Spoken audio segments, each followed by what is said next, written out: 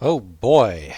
Thanks for watching. It's Drew again, Comics with Drew, and I'm Drew, and we're going to talk a little bit about ComicsGate today. Now, I am an advocate of ComicsGate.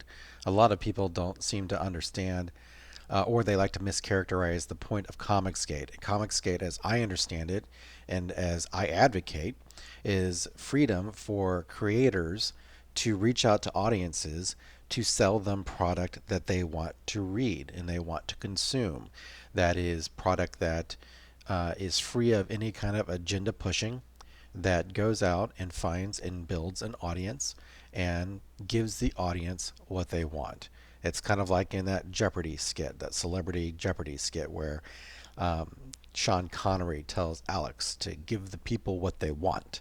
And that's what I believe Comicsgate is about. Now, a big key component of that is building trust with your audience. A lot of people seem to look at the flashy numbers. They see Ethan here, his selling tons of Cyberfrog, massive campaigns that are doing super well for his crowdfunding books. Same thing with your boy Zach, super massive, successful crowdfunding. And there have been some other successful crowdfunding campaigns to the tune of a very large amount of money. However, not everybody has delivered.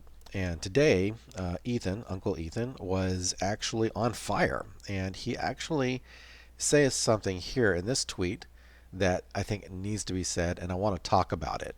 So, moving forward, receiving promotion on my show will require having fulfilled at least one campaign to backers successfully. I can't ever ask my audience to invest their hard earned money in a comic by someone without a proven track record of keeping promises. Now, this is critical to the survival and the flourishing of ComicsGate as a movement for giving customers and consumers what they want in the area of comics, in the space of comics. Uh, it's I cannot stress this enough. You have got to be an adult when you're dealing with people's money. Okay? So there are a lot of people that like to do these crowdfunding things and they think it's like all play money and hey, I've got a bunch of people and I'm going to get on Ethan's show and he's going to push this comic because I'm a cool creator or I've got some kind of sob story going on. I'm going to lose my house or I'm going to lose my job or whatnot and it's the evil leftists out there that are out to get me and so it's SJWs, and that's all well and good, but you have got to respect people. And when people give you their money, when they pledge their money to you, you need to respect that. And you need to respect the fact that they are taking their hard earned cash and putting their faith in you. And a lot of people haven't been doing that. And now, Ethan, Comic Artist Pro Secrets here, has the biggest channel in ComicsGate. It is a privilege to be on Ethan's show. If you're on Ethan's show, it means that you have instantaneous exposure to the biggest audience that there is presently in ComicsGate. And Ethan has extremely loyal viewers. I am one of them myself. And I've been following Ethan for at least the last couple of years. I think since 2017 when he was doing his original YouTube videos about anybody can draw Wolverine or anybody can draw Green Lantern, etc. Those are that's when I first caught on to Ethan's channel. Obviously, since then it's grown into a huge channel, and he has successfully built an audience, and he has earned every single cent that he has made. And so people have wanted to get on his show, and they have given him a hard time. They've harassed him, and and typically, from what I have seen, Ethan has been a pretty fair guy. And if you're not a jerk to him, he, from the most part, if he sees quality in your project, he'll give you a shot. And that's no guarantee that he's going to do that for anybody or anybody going forward at all. But the fact of the matter is, what is important if you want to be successful in any venture, let alone ComicsGate. But these are some rules of life, and these are some rules of life that you need to take into consideration. If you are going to be successful, you need to make sure that you have a sterling reputation. You need to underpromise and over-deliver. Okay? What that means is you're going to say, hey, I'm doing a book, and in this book, it's going to be 48 pages. It's going to be color. It's going to be inside out color. It's going to be signed, and I'm going to get this book out to you, and you're going to say, this book is going to be shipping in X month of X year. Okay? That's what you need to promise. Then what you need to do is you need to ship that book out early. You need to have that book ready. You need to have all the different bells and whistles that you're going to put in that book. You need to have all the signatures, and you should stick something extra in there just for those customers that have believed in you and helped you build your product. Okay? And then you need to deliver it before they expect it. Under promise, over deliver. And when you do that, you build not just a great customer base, you build loyalty, and you get people who will vouch for you. Okay?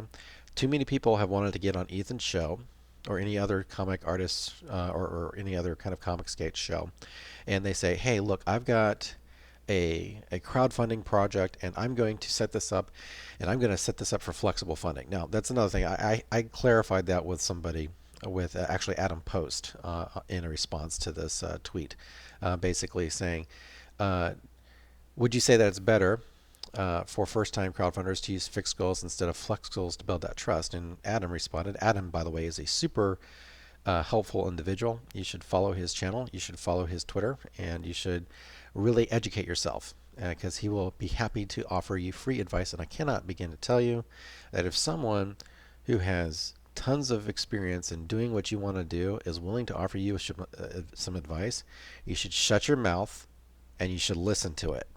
All right? That's the truth. And that's how you get forward in life, by taking advice from people that have gone through what you're trying to go through. Okay? Not everybody is smart, not everyone is super wise, but even if they aren't, you can learn from anything that someone has to say. And I'm not saying that Adam isn't. Adam obviously is successful. So keep in mind, follow him if you get a chance. But anyway, so I said, should crowdfunders use fixed goals or flex goals to build that trust? And Adam says 100% used fixed, not flexible for new creators. I made this mistake the first time and will never do it again. Okay, now what he's talking about is he had his original crowdfunding campaign for College of the Dead, and I think he only cleared about 5,000.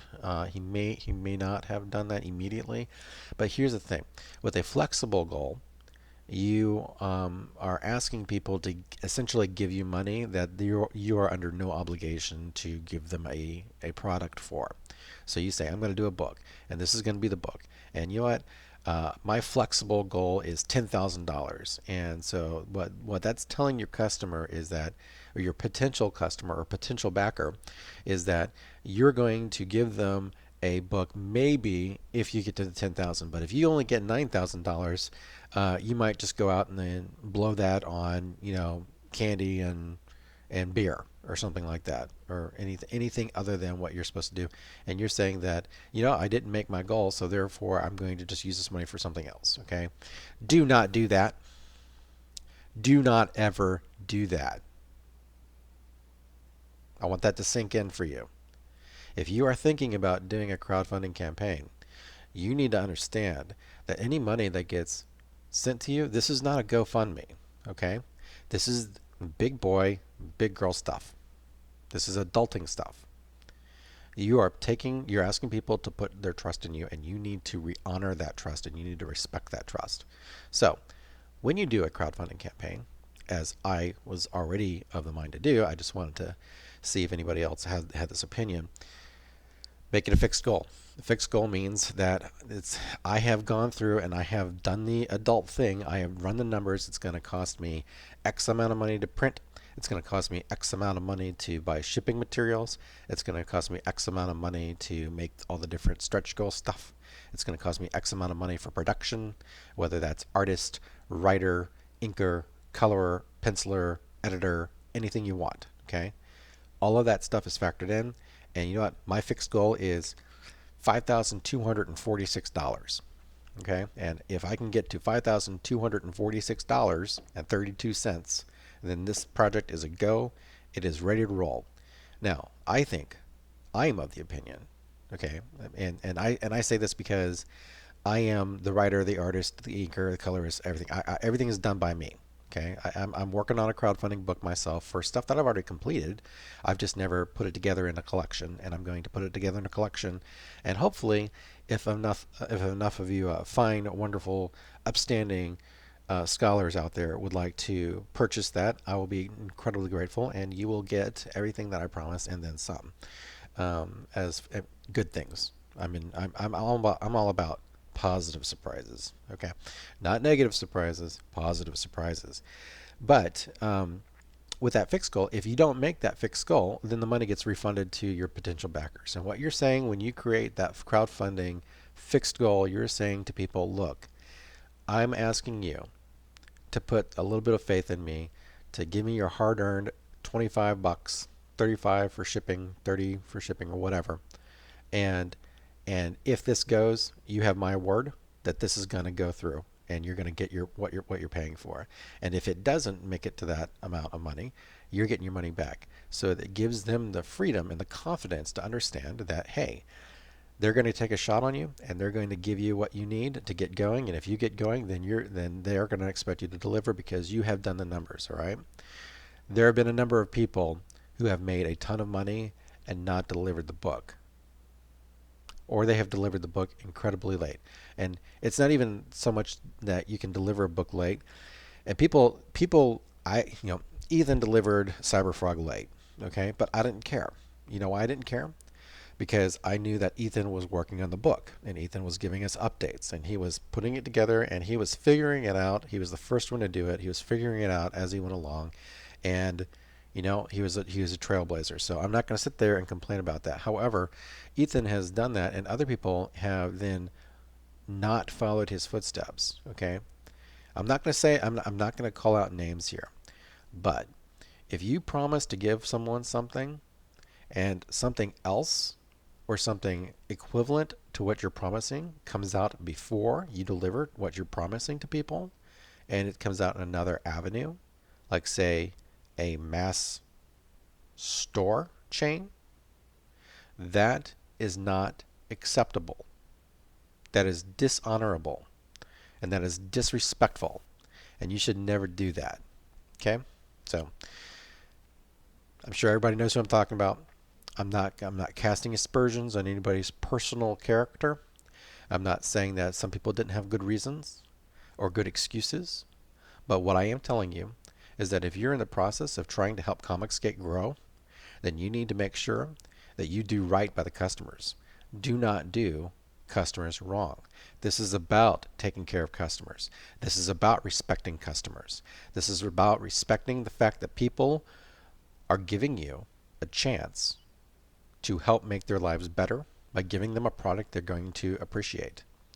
And if you take a dump on them, then you don't deserve to be on anybody's show. You don't deserve to get funded. And it's come to a point now where Ethan actually has to put out a tweet like this. And this is actually sad, but it's healthy.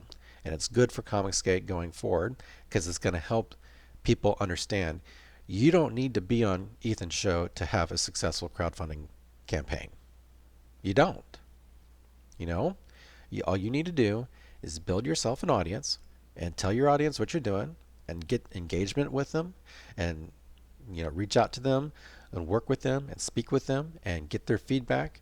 And once you get that set up and you get your mailing list set up with your preloaded page on Indiegogo, I don't even know what you do with Kickstarter because I'm not going to go to Kickstarter because I'm not into banning people for political differences. But on Indiegogo, you get that 6-month preload page. You can build that mailing list, and you can entice people with all the sweet, sweet, wonderful goodness that you can give them.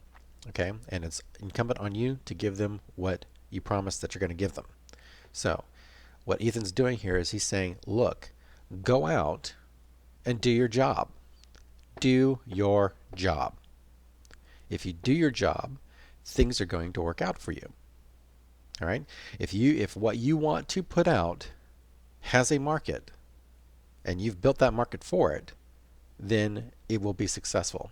And then once that's successful and you've shown everybody that's given you that money that you have stood and you have delivered and you have delivered more than they expected, and you have delivered faster than they have expected, then at that point you earn the privilege of being recognized by your peers. And by peers, I mean ComicsGate published creators. So, Ethan was on fire. It was not just this. He actually gave us a little bit of a four-step program that he was talking about. So he just kept going today. And I want to talk about this because I saw this, and this is accurate. This is what you need to understand to build your brand. Okay, I'm in the process of building my brand. No one has any reason really to listen to me because I've not done anything to prove it that I can do it. Although I know that I can do it, and I know what it takes to do it because I'm a professional, and I have professional responsibilities in other aspects of my life, which I'm going to apply to doing this. I've done a webcomic for 20 years. I've drawn comics for 30 years. I've been drawing comics since I could hold a pencil. And mainly my comics have been comic strips because I wanted to be more of a syndicated comic strip artist. But nevertheless, same kind of thing. I know what it takes to do the creative aspect of it. And I know what it takes to actually buckle down and be disciplined. So I'm going to continue on this channel talking about that journey, showing you what I'm doing, showing you how I'm doing it, and showing you why I'm doing it. And hopefully that will succeed. And if it succeeds, and what I mean by success is I don't mean Lambo money. I don't mean getting a six-figure crowdfunded campaign. I will not turn that down if that occurs, obviously. However, a successful campaign is calling out your shot, what you need, and getting it funded, and then getting that turned around and delivered on time. Actually, getting it delivered early is really what you should do. It's kind of like in Star Trek. When Kirk says, Scotty, I need warp drive, and Scotty says, I can't give it to you, Captain. I can't do it. And what Scotty's really doing is Scotty is saying to Kirk, and in his little way of doing so, I can't do it. I'm almost ready to do it, but I can't do it. And so when he turns around and does it, and then Kirk hears it, and then they can hit warp drive and get out of whatever jam they're in, everybody's super happy. Everybody hails Scotty as a hero. Scotty is a hero because he found a way to do something that most people didn't know was possible. Scotty knew it was possible. We all knew it was possible because, we know Scotty. But Scotty knew that he could do it, but he wasn't going to tell anybody that because he wanted them to be pleased with what he was doing. I have had quite a significant amount of customer service experience in my life. And I once worked for a place where they had a motto, surprise and delight the customer, okay? Which is a little weird, but what they meant by that was you want to have the customer's going to come in with a given expectation. You want to surprise that customer and delight that customer because they will always remember the time that someone went out of their way to make their situation that much better. And that's what you need to do as a creator, okay? That's the reality. So, back to this. Ethan says, my instincts about successful crowdfunding go against everything we are used to from the mainstream, but a lot of comic skaters seem to kind of aspire to bend back towards that model. And he's right. And he's going to talk about a little bit what he's trying to get people to understand. And it behooves you to understand what he's telling you, okay? I'm not telling you this because Ethan has made over $1 million doing Cyberfrog. I'm telling you this because this is actually basic common sense. This is something that you need to understand as a basic professional person. Number one, direct to consumer, the most control and most profit. Distribution means more sale, less money. Okay? What that means is that when you are cutting out a store and you're cutting out a distributor and you're saying, hey, Mr. Customer, here's my sway comic book here. This is a crisp comic book. It's got everything that you're looking for. It's got the action. It's got the hot characters. It's got the colors. It's got the funny, witty dialogue. It's got everything you could possibly look for in a great, engaging comic book. And I'm going to sell that comic book to you. And all I need is a low price at $25 for this 48-page signed collector's item. Customer says, you know what? I'm going to take you up on that, and I'm going to give you my $25, and I'm going to give you another $10 to ship it, or $5 to ship it, whatever you want. And then you send that to them, and you know what? That book may have cost you $5 to get produced and shipped out. It may actually cost you like $6 to produce that book, shipped to the customer, everything paid for. And then you get to take out of that $30 or $35, you get to pocket $29 out of that. Okay, now if you go with Image, for example, Image is going to take, I think, like 25% right off the top. So that's 25% less than what you would have had by going through Image. Now, there's nothing wrong with that, but I mean, if you want to make more money and you want to know your customer better, because when you sell through like a distributor like that, and someone walks into a comic shop, you are 3 people removed from that person. You don't know what Joe Blow that walks in, that's your potential customer. You don't know what they're looking for. You don't know what their needs are when they're going into a comic shop to buy your stuff. Now, it's great. This is not to say that you shouldn't want to get your comic into a comic shop if you can. That's fine. There's nothing wrong with that. But what I am telling you is that if you cut out everybody between you and that customer, you and on that customer are on a personal basis. Okay? You talk to them, they talk to you, and you know exactly what they like. So they can they say, "Hey, on page 4, panel 3, I think what you did there kind of sucked." Then you can say, "Hey, why did you think it sucked? How could I make that better going around the next time? Because I want to retain your patronage of my production." And or if they turn around, they tell you, "Hey, guess what? I love the way you did this. You know what? That's feedback that you're getting directly that you would not otherwise get necessarily." So, number 1, direct to consumer. Do it. You make more money. You have better understanding of your customer base. It's important. Number 2, in frequency. It's not that I doubt you can do 12 books per year, but it will result in overexposure and boredom. Doing fewer, longer books, 1 or 2 per year, will create anticipation and enthusiasm. It's the J.K. Rowling model. Serialized novels do this, and we should too. Now, what he's talking about, obviously, is J.K. Rowling, Harry Potter. If you're not old enough to know this, back in the day, in the 90s when the Harry Potter books were coming out, they were events. Okay, she had written such excellent books that people were just ravenous for the next book, and so they were ready to go. Right now, if you're a collector of mainstream comics like I personally am myself, I mean you're just flooded in I mean, I can't tell you how many Spider-Man books there are. Okay, it's like I go in a comic shop, and it's like there's 15 new Spider-Man comic books, and I have to choose whatever one I want, and it's easy just to say, you know what, screw this, I'm done. I got to peace out. I got to tap out on this because this is just getting out of control. When you do what Ethan's doing and what Ethan's recommending that you do, 1 book a year, 2 books a year, they become events. Okay, if you can create a great story, like I've got several different ideas that I'm working on for a serialized set of books, then you can say, hey, first half of 2021, it's going to be this book. Second half of 2021, it's going to be that book. 2 major books, and you get your funding on it. Maybe even you want to do 1 a quarter. You can do number 1, number 2, number 3, number 4. Crowdfund for the first 2 months of January, February, deliver, and then on the third one, make a package. Or you could even, once you have a consistent thing going on and you can prove to your customers that you can actually deliver what you're promising them, you can maybe even get a subscription kind of thing set up where you pay this for the entire year, you get these books as soon as they come out, and maybe you get additional perks for that. That's what he's saying you should do with the infrequency. Leave them wanting more. Okay?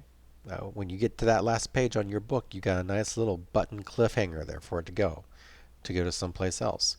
That makes people want to come back for more if you're giving them what they want in the first place. All right? Third, marketing. That's the key component missing from the indies comic scene. Anyone can get published and anyone can fulfill, but getting the word out and creating a buzz is vital. Keep yourself out there on everyone's mind. Should be the purpose of your social media. This is probably the most key aspect of this. I have seen several books. I've actually backed 1 book that I have yet to see tweet number 2 from the producer or from the creator. Okay, it's a professional looking book. It's ready to roll. However, the book is nowhere near getting funded. Okay, there's another super professional looking book. I think it's actually done by industry professionals. It's flexible goal, I believe, is $10,000. They're at $1,500, and there's like 10 days left. Okay, they have been more active marketing, but they did not build that audience first. They kind of just said, "Here's the book, boom, let's go fund it." No one knows who they are. I could not tell you anybody that's on that book. I see the tweets for it all the time, but I don't know anything about this creative team. I don't know what they're going to do. Especially on top of that, like I said, flexible goal. It doesn't look good. I mean, this book looks fantastic and it could be ready to roll, but I know of a giant chicken man who had professional creators behind it. And that book got $200,000, and that's still not in people's hands. Okay? So keep in mind, marketing is important. This is all about building that audience, building that trust. You're not going to do it without building that trust for that audience. It's super important. Let them know, hey, look at this hot stuff that I'm doing. Look at this new hotness that I'm doing. You don't want that old and busted out there. You want this new hotness that I got going on. This is a different kind of vibe, and this is what you're looking for. And you know what? I'm going to hit you with my YouTube videos. I'm going to hit you with my Twitter account. I'm going to hit you with Facebook if you're old like me. I'm going to hit you with my Instagram. I'm going to hit you with all these different things to make sure that you get everybody's attention with that. It's kind of like in that scene with in Django Unchained. Leo says, "You had my interest. Now you have my attention," or something like that. I think he said maybe it's "you had my attention. Now you have me interested." One of the two. Basically, you want their attention. You want their interest. Okay. So, no, actually, he says "you had my curiosity. Now you have my attention." I believe that's what he said. Anyway, paraphrase. Next, number 4, platform. Your YouTube and Twitter can't just be nonstop ads for your product. You must create entertainment to draw viewership. Shill streams are dull and don't sell comics. 95% of your channel should be fun and informative. And to that end, I have done that myself with trying to create different types of videos. So I'm going to show you my channel here. This is my channel, and I've done a bunch of different videos. I did a video about Ted Cruz doing Hollywood saying no military toys for you because of Chinese censorship. Okay, that affects movies. That affects the military usage or military cooperation of Hollywood studios. Like I said, brand new channel. I only got 5 subscribers. Maybe you can help me get past that. You can be one of the early people that did that. But I got so little views. But I'm just starting, and I'm telling you, this is how you start. You got to start somewhere. So I did that video. I did a Star Wars rant video where Kathleen Kennedy says no tattooing in Star Wars Galaxy's Edge because Kathleen Kennedy is a moron and doesn't understand Star Wars. Doing a video on that. I did how to make word balloons in Photoshop. Like I said, I have done webcomics for 20 years, and I'm doing tip videos on how I did some of the things in my webcomic, like making these sweet little word balloons. Drew draws and rambles about ComicsGate #1. Okay, that's what I was drawing my Vindabud, talking about my character Vindabud and his superhero in training exploits of stupidity, and just rambling on.